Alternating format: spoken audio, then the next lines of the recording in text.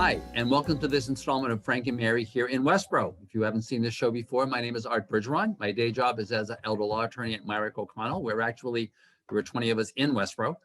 But this is not about my day job. It's about my friends Frank and Mary. If you've seen my presentations, which I do a lot, I always talk about Frank and Mary and their goal in life, which is to live in their house until they die and be buried in the backyard. And so if you identify with that, then this show is for you, because the point of this show is to help you find out the people that you need to know and the programs that you need to know about in order to do exactly that. Just stay here in Westborough, happy ever after, happy ever after. So my colleague, Shelby Marshall, she's the well-known one part of the team, the well-known select men and blah, blah, blah, is my co-host, and she always finds these great guests. But she's invited back a guest that we had before, and her ratings were so high that we decided to invite her back for another show. Who do we have today, Shelby? Yeah, good morning, Arthur. Always great to see you. I'm so excited that Cara Presley, our Director of Youth and Family Services, is back with us today. Welcome back, Cara. Thank you. It's so nice to be here again. Arthur, I don't know if it's the ratings or we've been on so long that now, we're bringing back, favorites. This is great. Yes. It's like as opposed to doing reruns, we were going to do a rerun with you, Cara, because your ratings were so high, but we decided we'd have you live, right? Even better. And it's, and we really appreciate your coming on. It's like, spring's coming, COVID's going. We just feel like life's getting better, It is. Although I know that from Cara's updates to our town manager, Youth and Family Services has been extremely busy. Cara and I work together as well in the Diversity and Inclusion Committee. We've got, that committee's work is really ramping up and unfolding at a positive pace. And so anyway, Cara, this is really your time to give the community an update. We'll ask some questions along the way, but what do you have for us? Sure. Well, I'm so glad to be here. And I was trying to remember exactly the date when I first came, and I don't recall exactly, but it was last spring, probably just under a year ago, at which time the pandemic was new. We were all kind of newly shocked by what was happening. And I know I talked a lot at that time about the emotional toll that the pandemic was taking, and it was really a message of self-care and preservation. And I would have never anticipated that I'd be here with a very similar message today. I'm with you, Arthur, with vaccines in play and summer, in the foreseeable future and the sunshine happening with spring. I mean, there is definitely a sense of hope, and I am clinging to that, and I am spreading that for sure. And I also want to acknowledge that times are still a little tough. Things are still a little weird. We're not totally out of the woods yet. And with that, I say it not to be a doomsdayer, but to say, hey, if you're still having a hard time, we're with you. Like, I would be really surprised to hear if anyone is not still having those moments or those days or even those weeks where they're like, this is really tough. So I just want to say that is normal. And we're still going to support people as the pandemic continues and the emotional stress of it kind of continues to take a toll. So I just kind of want to open with that.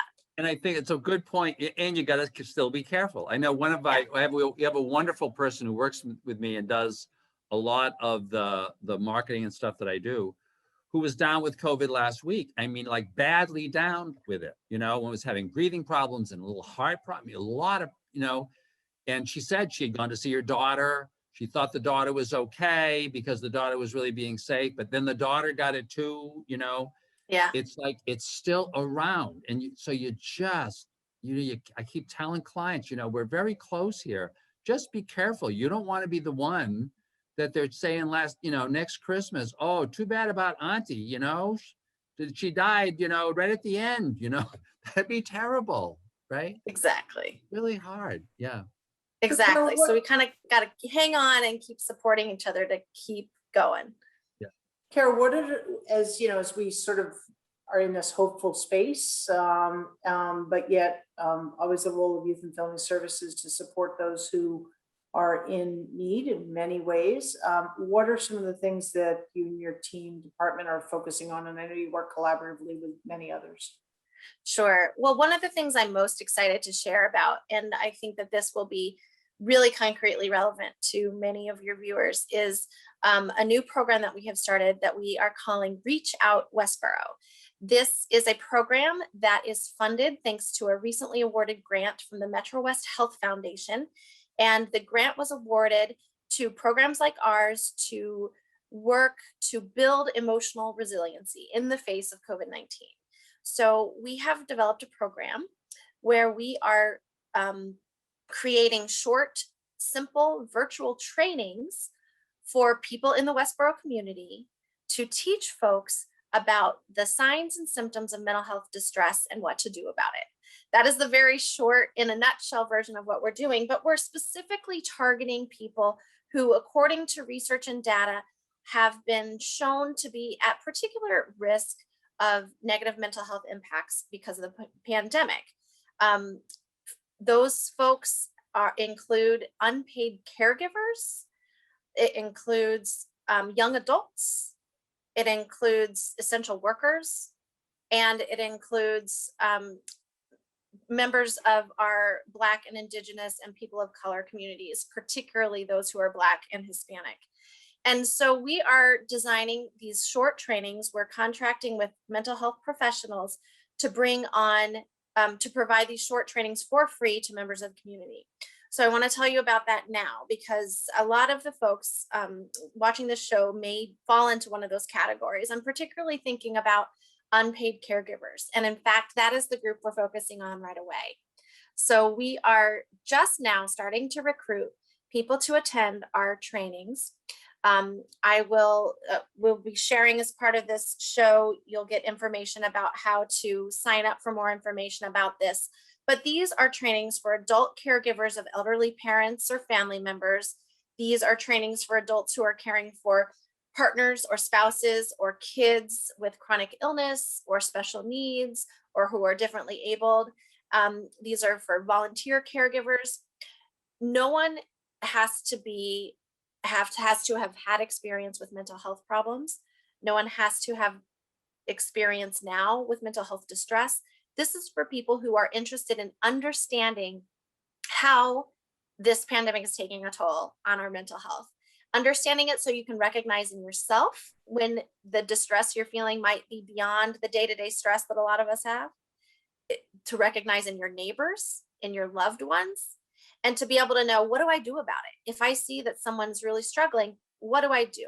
What are some of the strategies we can do to keep ourselves and each other safer and healthier? And where can we go to access health or help? So these trainings are going to be offered via Zoom or a similar online platform. They are going to be less than 2 hours long, completely free. And we're going to make sure that everybody can have access no matter your situation. So we are prepared to help people get access to smart devices so that they can access the technology. We're prepared to help them to access that technology. We're prepared to provide language interpretation and or translation as needed to help folks for whom English is not your first language. And this is not a support group, it's a training. It's going to be small. There are going to be less than 20 people in each training. A mental health professional from a reputable organization will be providing these trainings. In the case of the trainings for unpaid caregivers, we are happy to be working with our friends at Open Sky, which some people know as the Bridge, out of Worcester.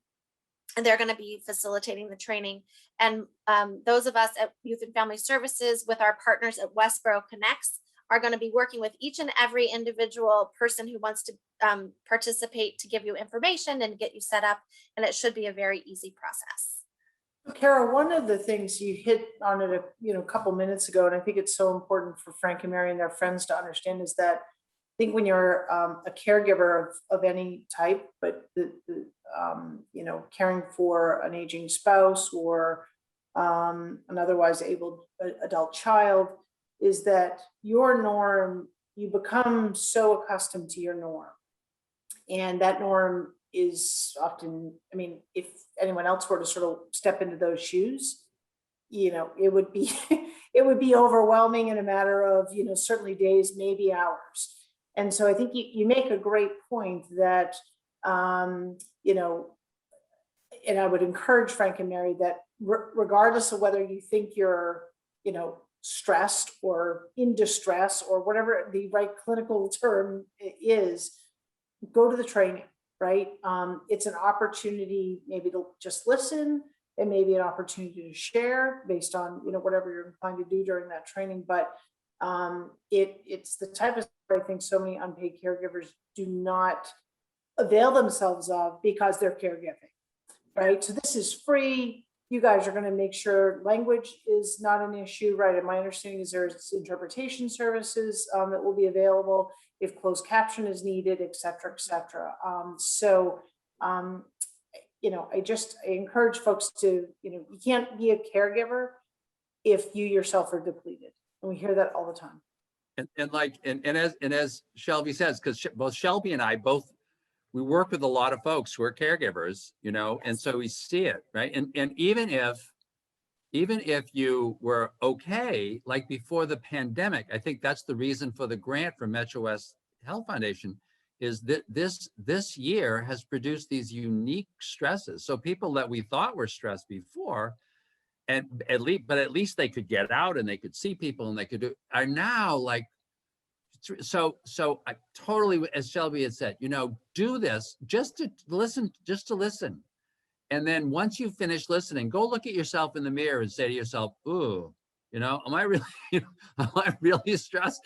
And maybe there's some things that you could do, because that's what they want to do. They just want to, you know, it's not like, am I crazy? You know, it's like, am I just in a point where you know, I could really use having some people talk to me and help me, you know, that's all. Well, we need to, you know, we talk about it, and you know, this is like redundant because we hear it all the time, but I don't think we can say it enough. And that is, we need to lift the stigma off of, you know, helping those with mental health, right? So I think if anyone were to look in the mirror in the privacy of their own space, right, and be honest with themselves, we've all had those moments, right? I know I have, and you're kind of like, you know, what do I do, right? And it always fascinates me, maybe that's the wrong word, but the difference between those that somehow find a way of coping in a healthy way and those who cannot, and those who slide to a space where recovery is so difficult and often tragic.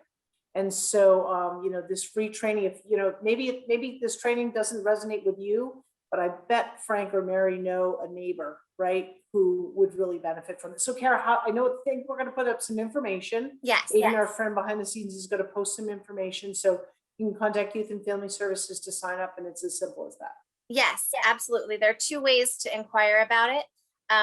One is to contact our office, give us a call at 508-366-3090. But also there is a website link on Westborough Connect's website.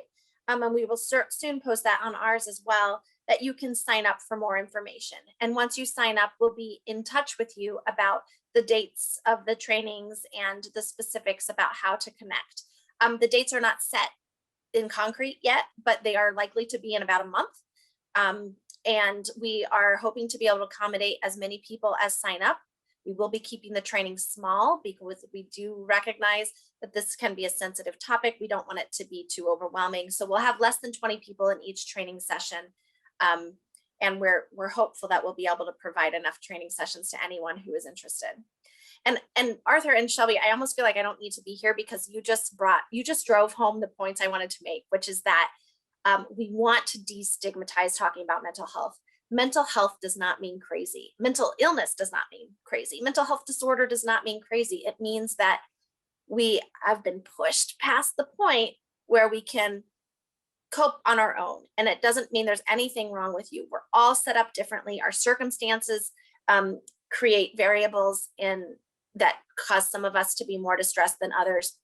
There's no shame in it. This is not a bad thing. You are not a not strong person if you're experiencing distress or if someone you love is. It means that you might just need a little boost to get you back to a point where you're less, where you're able to cope easier. And you also highlighted something, Shelby, that I'm so glad you brought up, which is that sense of, I'm not that bad off. Well, I'm not trying to say that you are that bad off. I'm not trying to judge your state of distress or not distress. But what I want to say is that you deserve to feel better, and the loved ones in your life deserve to feel better, no matter how it compares to anyone else's struggles. Your suffering is no more or less important than the next person's. And there's really no way to compare because we all have behind the scenes stories that nobody knows. There's no comparison. So I just want to say that you deserve to have the information, you deserve access to the resources, you deserve to be able to feel empowered to help yourself and the people in your life to feel better. Well, in caregiving, while it can be physically demanding, you're physically taking care of someone, you're bathing them, you're helping them get dressed, you're shaving them, what have you. It is emotionally draining, and it is, and particularly, Frank and Mary and friends are stuck in the house. They have been. It's the two of them constantly. It's like, I mean, it is. It's like, don't judge my state of crazy because I'm there, and I don't mean that in a bad way, but like I'm there, and so this training is so important. Cara, I do want to just, I know this show is not about me, but I do want to, I think it's appropriate because when I was in college and I was trying to figure out who I was, and I realized that I didn't like boys anymore. I liked girls more. I was in a really bad, sad place. I was in a bad, sad place by myself and with my parents, and I'm an only child. And it got to a place where one day I said, I never felt like I was going to harm myself, but I felt that I didn't, I was struggling and I was so lost. And I remember taking a candle, it was about the size of my mouse, because like, of course you burn candles in your dorm room, right? Because you're never supposed to do that. This is what she used for the incense. This is what she used. Oh yeah, right. And I remember throwing it at the door because I was so frustrated. And I took a deep breath and I said, this is not, you're not coping here. You got to deal with this. So I called what was then, I think it was called psych services at school. And I made an appointment with a counselor there just to talk about how I was feeling. And that led to ultimately my parents attending one session with me, my mom, not my dad. He didn't feel comfortable doing that, and I respect that. But I share this personal story because it was, for me, it was, you're okay, you're going to be okay, and here's how you can be okay. And other people around you may not be okay. It may take a long time to get on that train. But you're going to be okay, and you have to take care of yourself. And so I carry that story with me to this day. And so when I talk with families that are struggling with aging parents, I mean, it's that same thing. So again, this training is not just for those who are, and I want to make sure I'm correct, Cara, that it's not just for those that are day-to-day caregiving, but if you're an adult child and you're involved in taking care of mom and dad, and you're here in Westborough, or mom and dad are here in Westborough, this is an opportunity for you to, take care of that, because the better caregiver you are, the better life experience your loved one will have. So I was going to say, I just always tell my clients, my older clients who are taking care of their loved one, I say, the worst thing you can do for your husband is drop dead, right? If because of your stress, you die, now your husband's in real trouble, right? So it's like you help by helping yourself, you're also helping the person you're caring for, a lot. You've got it. Right. And this training will be offered to other groups as well that I mentioned earlier, including young adults. We are also highlighting the experiences of young adults, very much in line with the story you just shared about yourself, Shelby. Thank you for disclosing. Some young adults will be sharing in an event tonight that will be live broadcast on Westborough TV. It will also be recorded. So if it's not seen by folks tonight, you can see it anytime in the future. It's called In Their Own Voices. Some graduates of Westborough High School will be returning to do a virtual presentation, a panel presentation that I will be facilitating in conjunction with the Westborough schools and our Square One collaborators. And they'll be sharing of their stories of mental health distress and help seeking. And it's really stories of resilience and perseverance. And it's people that were in your shoes, Shelby, in college or after high school. And it's people who will soon in their lives, not too far from now, be adults out in the world caring for people and doing things. And I think it's, even though it will be a young group, it will be relatable to everybody. So I really encourage people to tune into that as well. And that'll be available on Westborough TV for those that hear about it here, miss it, the live broadcast. Okay, great. Yes, Great. indeed. So what else, I'm going to be the timekeeper today, Arthur, but Cara, what else is going on at Youth and Family Services that you'd like to share with us? Sure. Well, if you haven't seen it, we are in collaboration with the Westborough Public Schools producing a regular publication that we're calling the Community Wellness Guide that focuses on destigmatizing issues of mental health and those conversations, as well as pursuing issues of anti-racism. And we put out an edition in January and February that focused on pursuit of racial justice. And I really encourage people to look at that. We'll be soon releasing one that's focused on mental health and transition and resilience. And in each episode or each edition, we share resources, local resources, people and places and services that people can access in Westborough. We also share articles, videos, books, information, inspirational quotes, podcasts, all kinds of different ways that people can access learning and get the information about these important topics. So I think that's one thing I want to make sure that people are aware of. And if you're looking to access that, you can find it on our website. And you can also find it on the Wellness Department's website for the public schools. Cara, are you sharing that kind of link? Like I think about Alma at the senior center, she puts out a monthly newsletter. Is that information that folks can find there at some point, or have you considered that? Yes, and if they haven't already, I am starting to share that even more and more with the senior center. So absolutely. It's also shared out through our library and through our recreation department. And we often ask other departments to share it as well. So hopefully it's reaching a wide network, but if you know somebody or an organization who's not getting it, let me know and I'll make sure that they are on our lists of people who get the distribution. Excellent. Excellent. Cara, just you touched on anti-racism a bit. Unfortunately, in yesterday's news, there was a horrific, shake my head, don't understand incident in New York City. And not only was the incident horrific, but the bystanders that appeared to be pretty big burly guys not only appeared to not help, but they shut the doors after the scene was, so to speak, cleared. What thoughts can you, I know the Youth and Family Services and the Diversity and Inclusion Committee put out a statement about anti-Asian hate and, racism. What sort of, I guess, bring us back to Zen here for a moment. Sure. Well, on behalf of my department, Youth and Family Services, and the Youth Commission that supports us, as well as in my role as the chairperson of the town's Diversity and Inclusion Committee, I want to reiterate that we as a town, because I have the support of the town managers and other town leaders with this, vehemently oppose bias-based violence of any kind. And we specifically want to stand up in support of our Asian community members who have been particularly targeted recently with escalating hate and violence aimed at them.